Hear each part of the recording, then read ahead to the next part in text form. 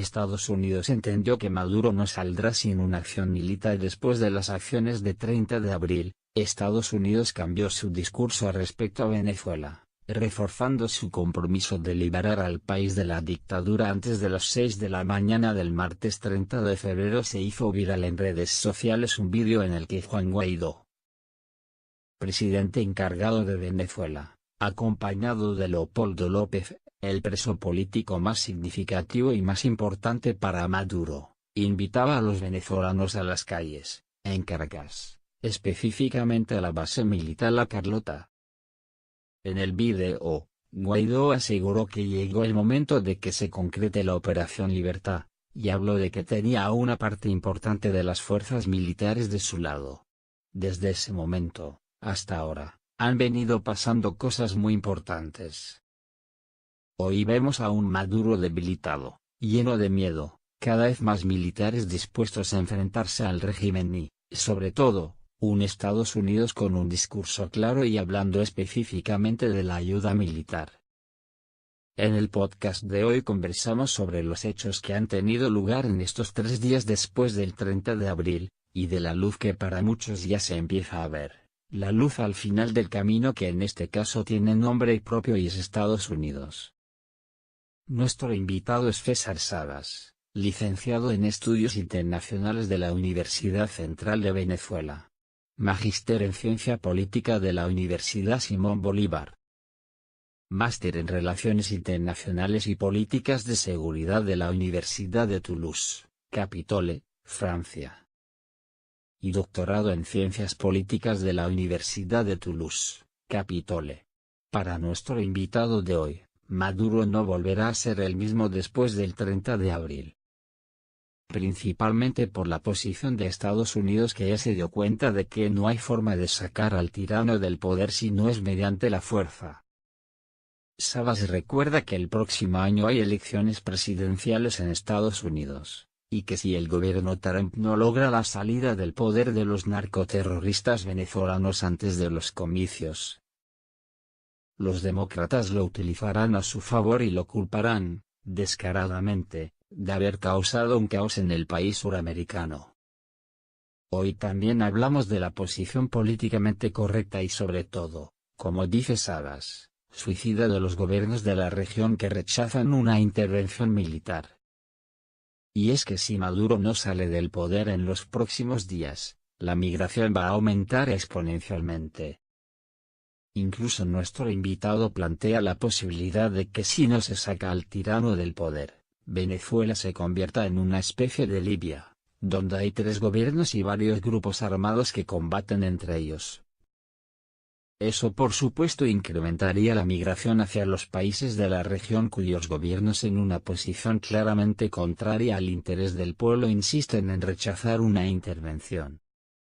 En el podcast de hoy comentamos el cambio de discurso de Estados Unidos, su compromiso con la liberación de Venezuela, y el actuar suicida de los países de la región que rechazan una intervención. Las piezas se alinean en Estados Unidos, la intervención militar en Venezuela es inminente. Existen indicios, como nunca antes, de que el gobierno de Trump está dispuesto a rescatar la democracia en Venezuela aunque sea usando la fuerza militar. Se empiezan a unir todas las piezas para lograr que exista una intervención militar en Venezuela por parte de Estados Unidos. Declaraciones y reuniones de altos funcionarios revelan que el gobierno de Donald Trump prepara el terreno para actuar. Que la mañana de este viernes 30 de mayo se haya llevado a cabo una reunión en el Pentágono, es la prueba más fehaciente de que Estados Unidos analiza muy seriamente la opción militar sobre Venezuela para poder salir de la dictadura de Nicolás Maduro. El Pentágono es la sede del Departamento de Defensa de Estados Unidos, donde se llevan a cabo las reuniones más importantes en materia de seguridad y acciones militares, la cual se ha convertido en una amenaza a la seguridad de la región. Además, este viernes 3 de mayo también se manifestó Kimberly Breyer, subsecretaria de Estado para Asuntos del Hemisferio Occidental, quien con una contundente frase argumenta la necesidad de que Estados Unidos actúe ante la cruda realidad que enfrentan los venezolanos. Para ello dedicó 2 tweets exactamente iguales, uno en español y otro en inglés. Hay momentos en que los hombres intentan permanecer neutrales al no actuar. Sin embargo, la decisión de no actuar cuando la historia exige coraje, significa tomar partido. No hay neutralidad cuando se trata de la libertad humana, señaló. De manera inusual y sorpresiva también se conoció que el presidente estadounidense mantuvo una conversación telefónica con su homólogo Vladimir Putin para hablarle de la situación en Venezuela, una llamada que se convierte en un engranaje más en el marco de una inminente intervención militar. Pero para aumentar la presión interna al gobierno de Donald Trump para que de manera definida decida actuar ante la crisis en Venezuela, senadores republicanos han hecho reiterados llamados para usar la fuerza militar y rescatar al país suramericano del genocidio perpetrado por Nicolás Maduro. El senador estadounidense, Lindsey Graham, manifestó a través de su cuenta en la red social Twitter que estaría de acuerdo con una intervención en Venezuela. Se preguntó cuándo Trump alistará los portaaviones.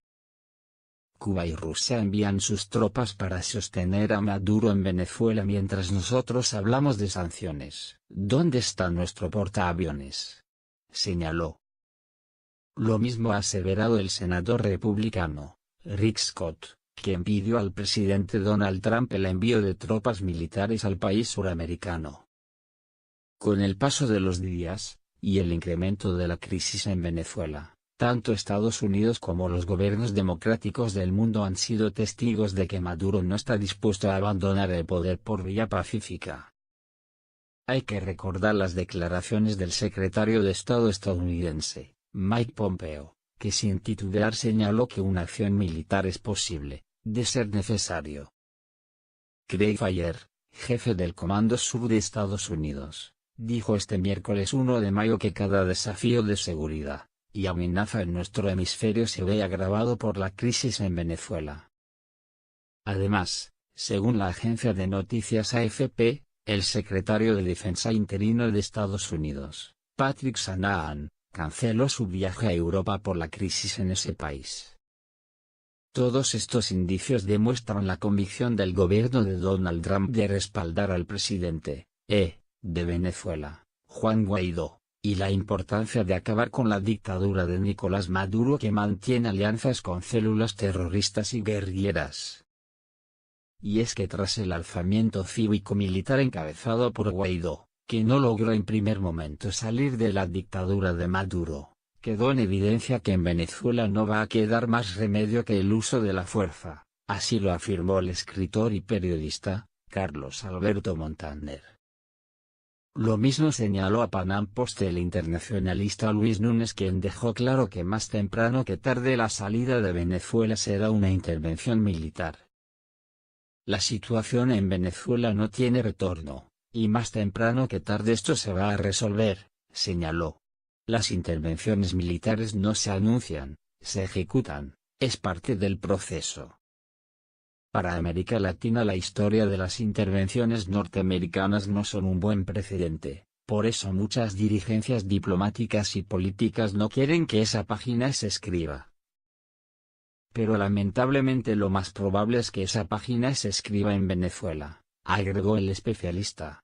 Este es un punto de no retorno, es una escalada, algo va a suceder, sentenció.